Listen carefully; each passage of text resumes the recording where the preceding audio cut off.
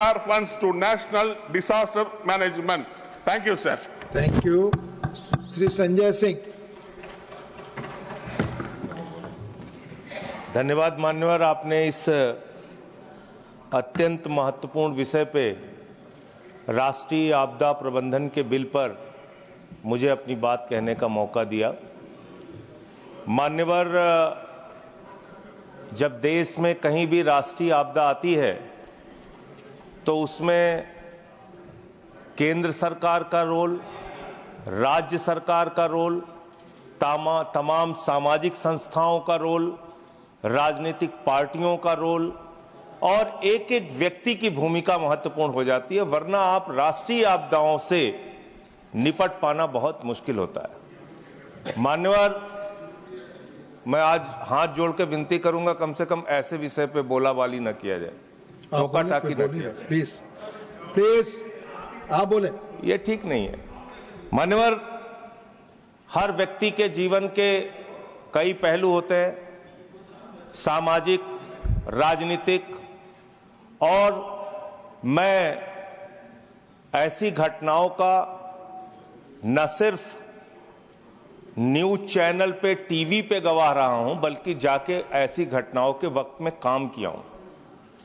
मेरी शहीद चंद्रशेखर आजाद जी के नाम पे एक संस्था थी, आजाद समाज सेवा समिति।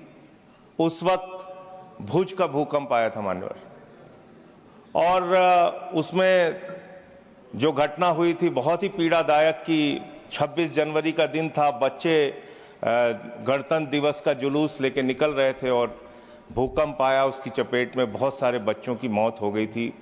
जॉर्ज फर्नांडिस साहब उस समय रक्षा मंत्री थे,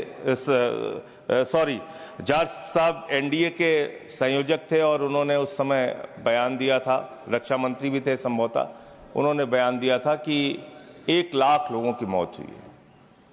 बहुत बड़ी घटना थी, बहुत बड़ी त्रासदी थी मानवर।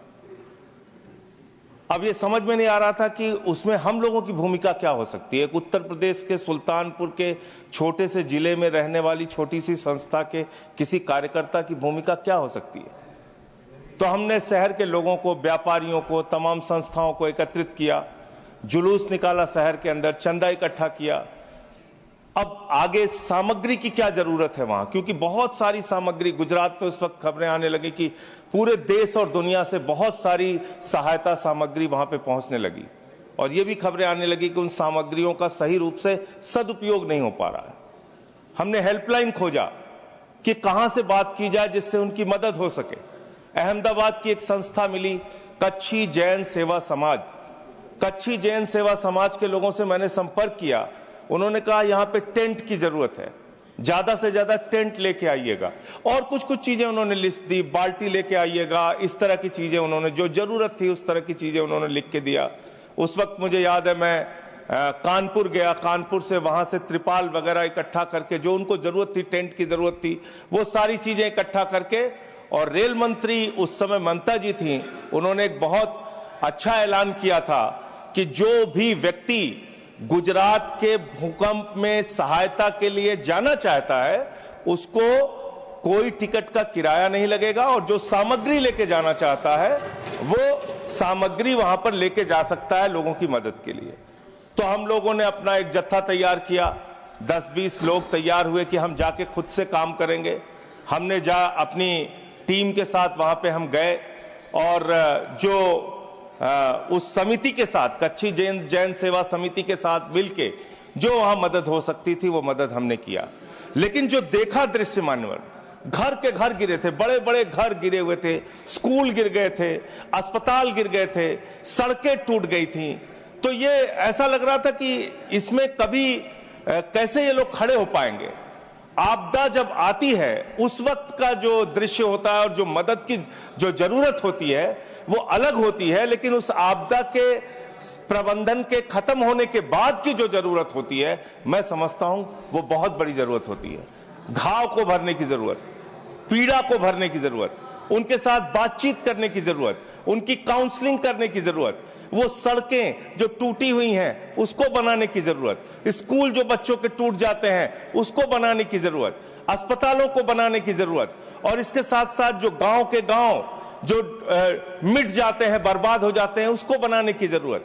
तो उसके लिए मैंने उस वक्त देखा था बहुत सारे संस्थाओं ने जिम्मेदारी ली थी कि इस गांव के प्रबंधन की जिम्मेदारी हमारी संस्था लेगी, इनको बच्चों को पढ़ाने की जिम्मेदारी हमारी संस्था लेगी। इस प्रकार के काम वहां पे बहुत सारे लोगों ने किया था। तो मैं समझता हूं एक सरकारी भूमिका है और दूसरी सबसे ज्यादा सामाजिक कार्यकर्ताओं की और राजनीतिक कार्यकर्ताओं की भूमिका है कि जब ऐसी कोई बड़ी आपदा आए तो उसके बाद आपको क्या करना है, कैसे उनकी मदद के लिए खड़ा होना है, ये एक बड़ी भूमिका आपको निभानी है। इसके अलावा मान्यवर सुनामी आई तमिलनाडु में, उस समय सुनामी में मैं गया अपनी टीम लेके।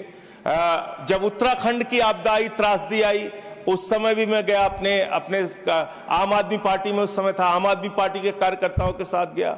कश्मीर में जब बाढ़ की त्रासदी आई तो उस समय फिर आम आदमी पार्टी के कार्यकर्ताओं के साथ मैं वहां की जो त्रासदी थी उसमें लोगों की मदद करने के लिए, उनके साथ खड़े होने के लिए, उनके सुख दुख में शामिल होने के लिए जो कुछ भी कर सकता था मैंने किया। और यहां ही नहीं, नेपाल की भी जब त्रासदी आई मानवर, तो उसमें भी मुझे शामिल होने का मौका मिला। अपनी डॉक्टर्स की टीम लेके, दवाएं लेके वहां भी जाके हमने जाके अपनी, बस 1 मिनट सर, तो वहां पे भी जाके काम किया। मैं आपके माध्यम से सरकार से यही अनुरोध करना चाहता हूं, विनती करना चाहता हूं कि देखिए राष्ट्रीय आपदाएं जो भी होती हैं या इस प्रकार की जो आपदाएं होती हैं उसके प्रबंधन में आपसी आरोप प्रत्यारोप, राजनीति, एक दूसरे पे ब्लेम गेम, इससे कोई फायदा होने वाला नहीं है। बल्कि आप जितना समाज को जोड़ पाएंगे, जितना संस्थाओं को जोड़ पाएंगे, जितना राजनीतिक पार्टियों को जोड़ पाएंगे, जो अधिकतम मदद कर पाएंगे, मैं समझता हूं कि वो